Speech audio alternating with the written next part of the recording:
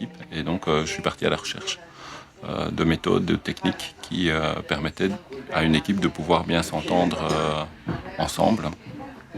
Et après un certain nombre de mois, je suis tombé sur la sociocratie. J'étais voir si c'était pas une secte. Hein. Il y a 10 ans, C'est vrai.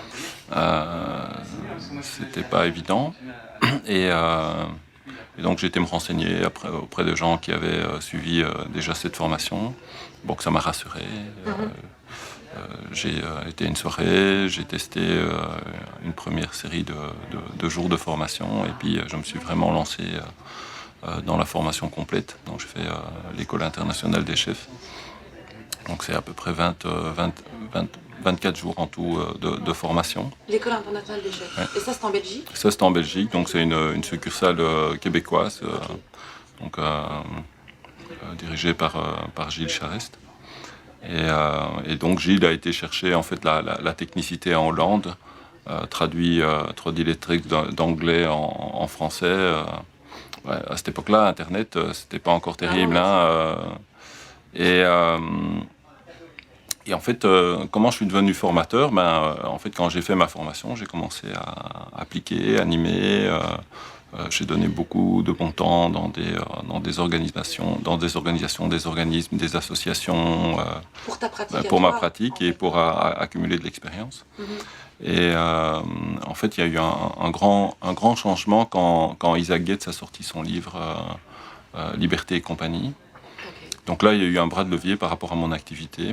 D'abord, j'ai eu un premier client, etc. Mais quand Isaac Getz a sorti son bouquin, là, il y a eu vraiment une véritable... révélation, en fait. Une révélation chez les gens. Et puis, les gens m'appelaient quand on n'était pas trop nombreux sur le marché, qui parlaient d'intelligence collective, de gouvernance partagée, de partage du pouvoir. Pendant 6 ans, tout mon entourage me disait « mais t'es fou, c'est débile, avec quoi tu viens ?» Et là, grâce à ce bouquin, en fait, quelque part, ça a permis de faire sortir ça du chapeau. Oui, ça a été quand même un sacré coup de fouet, en tout cas dans mon activité. Et puis,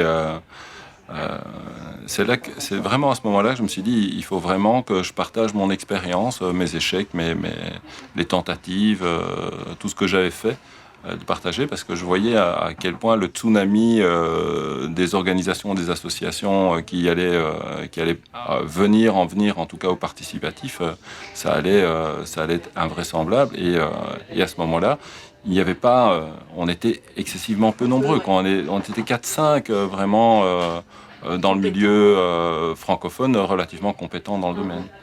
Et donc j'ai commencé mes formations plus ou moins à ce moment-là. Et puis Frédéric Laloux a sorti son bouquin Reinventing Organization. Là, c'était le summum du summum. Là, j'ai commencé à vraiment pouvoir choisir les gens avec qui je voulais travailler.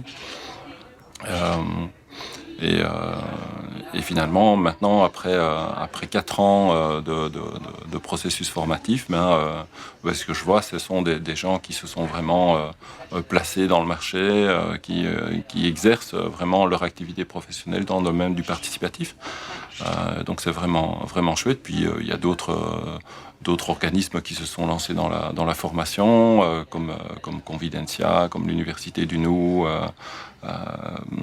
comme le CFIP que j'ai formé aussi.